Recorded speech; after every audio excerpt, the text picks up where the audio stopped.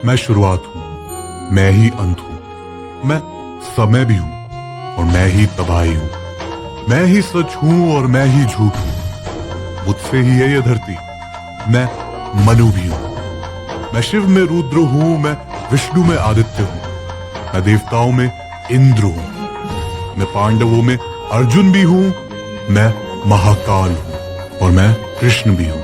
गीता के ये कुछ श्लोक श्री कृष्ण द्वारा अर्जुन को दिए गए। ये श्लोक श्री कृष्ण की डिवाइन फॉर्म को डिस्क्राइब करते हैं, जिसमें वो अर्जुन को बता रहे हैं कि वही सब कुछ है और इस धरती पर ऐसा कुछ नहीं है जो वो नहीं है। कृष्ण की प्रेजेंस के बारे में आज भी कहा जाता है कि ऐसी कई जगह हैं जहां पर वो आज भी आते हैं और उन्हीं में से एक जगह है निधिवन। निधिवन वृंदावन में है। माना जाता है कि यहाँ पर श्री कृष्ण रोज रात को आते हैं और गोपियों के साथ रास लीला रचाते हैं। साथ ही ये भी कहा जाता है कि यहाँ पर जितने भी पेड़ हैं वो रात के समय गोपियों का रूप धारण कर लेते हैं। यहाँ के अगर आप पेड़ भी देखो तो वो कुछ इस तरीके से दिखेंगे जैसे कि वो सब एक दूसरे से अटैच्ड हो। माना जाता है कि यहाँ पर अगर रात के समय कोई भी इंसान रुकता है और श्री कृष्ण की रास लीला देखने की कोशिश करता है तो वो या तो अंधा हो जाता है या उसका मानसिक संतुलन खो जाता है या फिर उसकी मृत्यु तक हो जाती है। इसलिए यहाँ पर शाम की आरती के बाद दरवाजे बंद कर दिए जाते हैं और किसी भी इंसान को अंदर आना अलाउड नहीं होता। साथ ही आप ये सुनकर भी चौंक जाएंगे कि वन के अंदर जितने भी जानवर, कीड़े और पंछी मौजूद होते हैं वो भी शाम होते ही यहाँ से बाहर आ जाते हैं। भगवान श्री कृष्ण का जन्म हुआ था मथुरा में, गोकुल में उनका पालन पोषण हुआ था और वृंदावन में उन्होंने अपनी रास लीलाएं रचाई थी। और उसी में से एक लीला है जिसमें निधिवन में वो अपनी 16,108 गोपियों के साथ रास लीला रचाते हैं और उनकी इच्छाएं पूरी करते हैं। निधिवन में जो तुलसी के पेड़ हैं उन्हें वन तुलसी के नाम से जाना जाता है और कहा जाता है कि ये असलियत में पेड़ नहीं बल्कि भगवान श्री कृष्ण की गोपियां हैं जो सुबह होते ही पेड़ में बदल जाती हैं। वहां के लोगों का तो ये तक कहना है कि उन्होंने रात में कई बार निधिवन से घुघरों की आवाज और बांसुरी की आवाज तक सुनी है। निधिवन में एक श्रृंगार महल भी है। इसके बारे में कहा जाता है कि यहाँ पर हर शाम को पान के पत्ते, मिठाई और श्रृंगार का सामान रखा जाता है, जिसके बाद महल को ताला लगा दिया जाता है क्योंकि ये माना जाता है कि हर रात यहाँ पर श्री कृष्ण आते हैं और राधा रानी आते हैं। ताज्जुब की बात तो ये है कि जैसे ही सुबह ताला खोला जाता है तो पान चखा हुआ, मिठाई खाई हुई और सारा सामान बिखरा हुआ मिलता है। आपको क्या लगता है, क्या यहाँ पर सच में श्री कृष्ण और राधा रानी रात में आते हैं? अगर आप निधिवन जाएंगे तो वहाँ पर आपको कुछ लोगों की समाधि भी दिखेगी। दरअसल वो समाधि उन लोगों की है जिन लोगों ने रात के समय निधिवन में रुककर श्री कृष्ण और गोपियों की रास लीला देखने की कोशिश करी। सुबह जब निधिवन खोला गया तो वहां पर उन लोगों की डेड बॉडीज मिली, जिसके बाद वहीं पर ही उनकी समाधि भी बना दी गई।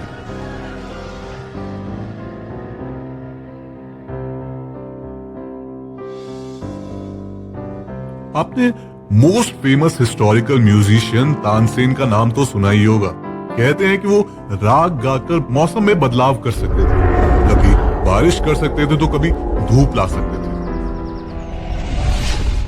कहते हैं कि वो इतना अच्छा गाते थे कि जैसे ही वो अपना गाना शुरू करते थे पास के पशु पक्षी उनके पास आकर बैठ जाया करते थे। कहते हैं कि तानसेन के गुरु यानी स्वामी हरिदास जी ने वृंदावन में आकर कई सालों तक तपस्या की थी, जिसकी वजह से निधिवन में 2 मूर्तियां प्रकट हुई, जिसमें पहली मूर्ति थी वृंदावन बिहारी की और दूसरी मूर्ति थी बांके बिहारी की। निधिवन में एक ललिता कुंड भी है जिसकी भी बहुत मान्यता है। कहते हैं कि एक बार राधा रानी की सहेलियों को रात में प्यास लगने लगी तो श्री कृष्ण ने जमीन से पानी निकाला, जिसके बाद राधा रानी की सहेलियों की प्यास बुझी। इसलिए इस कुंड की भी बहुत मान्यता है। श्री कृष्ण और महादेव यानी शिव जी की भी एक अनोखी कहानी है, जिसमें एक बार शिव जी को रास रचाते हुए श्री कृष्ण के दर्शन करने का मन हुआ तो वे एक गोपी का भेष धारण कर श्री कृष्ण और बाकी गोपियों के बीच में आ गए। लेकिन श्री कृष्ण ने उन्हें देखते ही पहचान लिया और उनका नाम रखा गोपेश्वर महादेव। ये देखकर बाकी गोपियां चिढ़ गई कि कान्हा ने आज पहले ही दिन आई गोपी को हमारा हेड बना दिया। इसलिए वृंदावन में एक शिव जी का भी मंदिर है, जहां पर उन्हें गोपेश्वर महादेव के नाम से पुकारा जाता है। निधि वन में आपको एक और मंदिर के भी दर्शन होंगे, जिसका नाम है बंसी चोर राधा रानी का मंदिर। इस मंदिर में श्री कृष्ण नहीं बल्कि राधा रानी बांसुरी बजाती हुई दिखेंगी। कहते हैं कि एक बार राधा रानी ने श्री कृष्ण को सबक सिखाने के लिए उनकी बांसुरी चुरा ली थी, इसलिए इस मंदिर का नाम रखा गया बंसी चोर राधा रानी का मंदिर। क्या आप लोग कभी निधिवन गए हैं? जरूर बताइएगा। तिरुवरपु श्री कृष्ण मंदिर।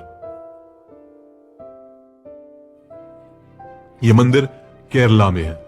ग्रहण के दौरान माना जाता है कि देश भर के सभी मंदिरों को बंद कर दिया जाता है और किसी भी मंदिर में भोग नहीं लगाया जाता। लेकिन जब एक बार सूर्य ग्रहण के दौरान इस मंदिर को बंद किया गया तो कुछ ऐसा हुआ जिसे देखने के बाद लोग दंग रह गए।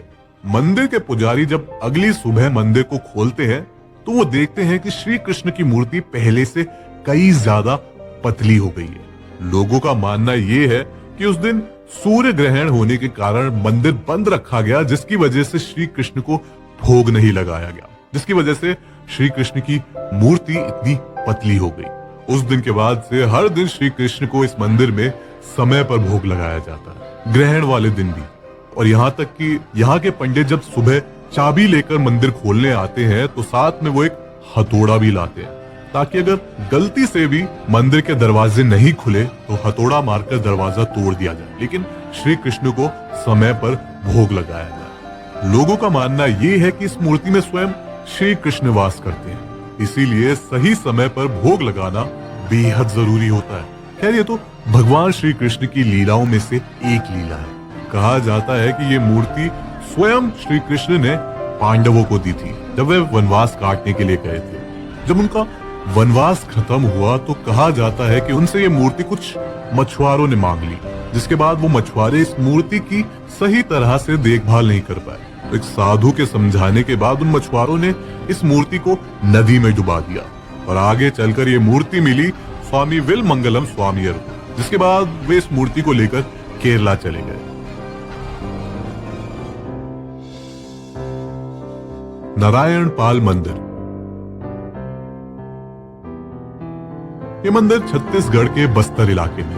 मंदिर काफी प्राचीन है। कहा जाता है कि इस मंदिर में रोज रात को बिस्तर सजाया जाता है और खाने के लिए सामान भी रखा जाता है। सुबह जैसे ही मंदिर को खोला जाता है तो दिखता है कि सारा सामान फैला हुआ है, बिस्तर की चद्दर तक फैली हुई मिलती है और खाना खाया हुआ मिलता है। माना जाता है कि यहाँ पर हर रात को श्री कृष्ण आते हैं और रात को यहीं पर सोते हैं। कहा जाता है कि अभी भी इंसानों में श्री कृष्ण के लिए प्रेम है, इसलिए वो आज भी इस मंदिर में आते हैं।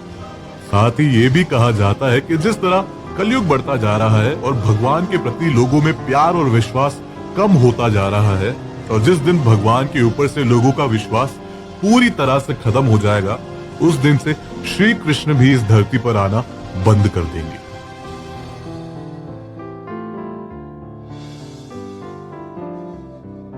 वंशीवट। सोचिए अगर आज के समय आप श्री कृष्ण की बांसुरी सुन पाए तो कितनी प्यारी होगी। जब इंसान ही इतनी अच्छी बांसुरी बजा सकता है तो भगवान तो कितनी अच्छी बांसुरी बजाया करते होंगे। क्या होगा अगर मैं आपसे कहूं कि आज भी आप भगवान श्री कृष्ण की बांसुरी की आवाज सुन सकते हो? जी हाँ, वंशीवट मंदिर में एक ऐसा पेड़ है जिसमें माना जाता है कि अगर आप सच्चे दिल से पेड़ पर कान लगा के सुनोगे तो उसमें से भगवान श्री कृष्ण की बांसुरी की आवाज सुनाई देगी। कहा जाता है कि भगवान श्री कृष्ण इसी बरगद के पेड़ पर चढ़कर बंसी बजाया करते थे और गोपियों और गायों को बुलाया करते थे। ये वही वट वृक्ष है जिसके ऊपर एक दोहा भी काफी मशहूर है। मैया मोरी मैं नहीं माखन खायो, चार पहर बंसी बट भटक्यो, सांझ परे घर आयो। साथ ही ये भी माना जाता है कि अगर कोई सच्चे मन से इस पेड़ के नीचे तप करेगा तो उसे स्वयं भगवान श्री कृष्ण के दर्शन होंगे। कहा जाता है कि यहाँ पर कुछ साइंटिस्ट भी आकर रिसर्च कर चुके हैं। उनका भी यही मानना है कि इस पेड़ के अंदर से कुछ तो वाइब्रेशंस निकलती है। ये श्री कृष्ण के प्रेजेंस का चमत्कार नहीं है तो और क्या है।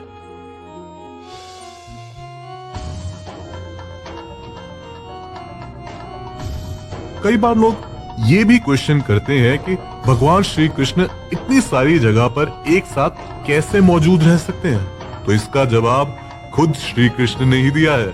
वही श्लोक जो मैंने एपिसोड की शुरुआत में बोला था, इसमें कृष्ण ने बताया है कि वही सब कुछ है।